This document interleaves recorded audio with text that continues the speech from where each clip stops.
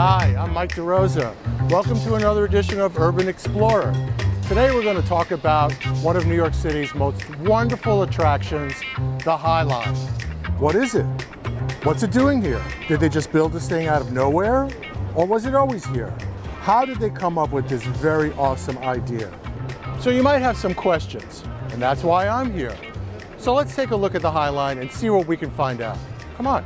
As it turns out, the original Highline was built back in 1934 because a whole bunch of people kept getting hit by sidewalk-level trains running down 10th Avenue. In fact, 10th Avenue was nicknamed Death Avenue.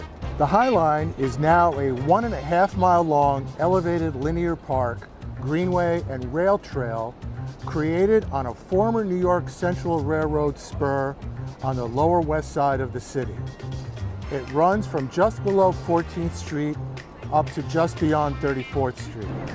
The inspiration for the Highline actually came from something in Paris. Now, my French isn't all that good, so forgive me if I butcher this, but it was called the Coulée Verte René Dumont that inspired this beauty. The Highline features a ton of sights and sounds, as well as wonderful plant life you won't see anywhere outside of Central Park. And if you look closely, you can still see the train tracks from when it was a rail line. The railroad tracks closed in 1980, and by the 1990s, the Highline became an eyesore and was almost torn down. But a great group of New Yorkers got together and called themselves the Friends of the Highline, and in 1999, they were able to convince the powers that be that the Highline should be reused as public open space. Over 700 teams from 36 countries participated in the Design the Highline competition in 2003. And this was the result.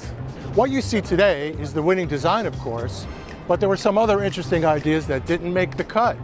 One of them was to turn the Highline into a mile-long swimming pool.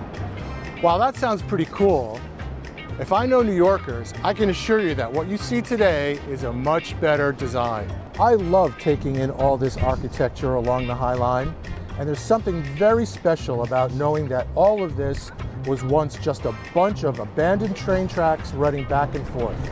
Actually, another fun fact for you, the last trains to ride on this track back in 1980 were none other than 3 carloads full of frozen turkeys.